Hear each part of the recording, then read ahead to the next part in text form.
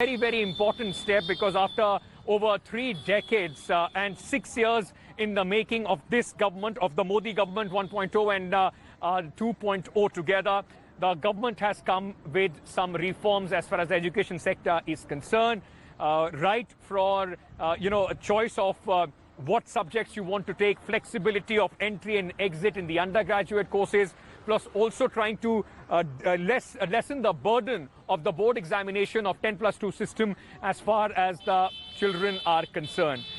Academics, politicians, everybody have their own take of this policy. Take a look. The Narendra Modi government is taking a leaf out of Ranchod Das's book. After 34 years, the government is proposing sweeping reforms in the education sector. The National Education Policy 2020 covers both schools and colleges.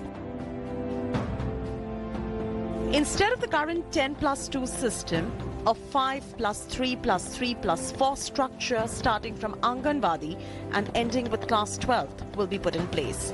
The focus is going to be on experiential learning.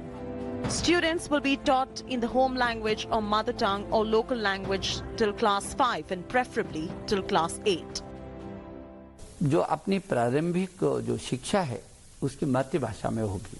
जो 6वीं से जो vocational है, जो व्यावसायिक शिक्षा है, इसको हमने 6वीं से शुरू किया है और 6वीं से भी वो व्यावसायिक शिक्षा इंटर्नशिप के साथ किया है। The college education will see many changes as well. 4-year graduation courses will be offered. Students will be free to take breaks and re-enter at any stage of the course and will get a certificate after completion of each stage. They will also get the freedom to opt for different combinations. The biggest highlight, foreign universities will be allowed to enter India. Academicians are divided over the education policy.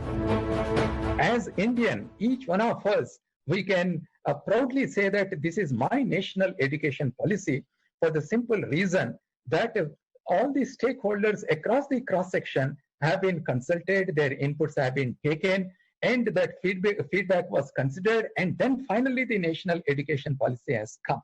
Therefore, it belongs to every Indian of this country. But what is disappointing is nothing has changed from the draft. Although we have presented, though it was put up for educators to give our opinions and then view suggestions, we did share, but nothing has been included into it. It has just come back the same way how the draft was put up. The National Education Policy proposes raising expenditure on education to 6.1% of the GDP from the current levels of just more than 1%. While the policy sets such high targets, it remains to be seen how much of it gets translated on the ground. For example, if a question paper asks for a definition of a machine, who will score more? Hi everyone, Preeti Chaudhary here. Hope you like this video. For latest news and analysis, like and subscribe to the India Today YouTube channel. And don't forget to press the bell icon to stay updated. Thank you for watching.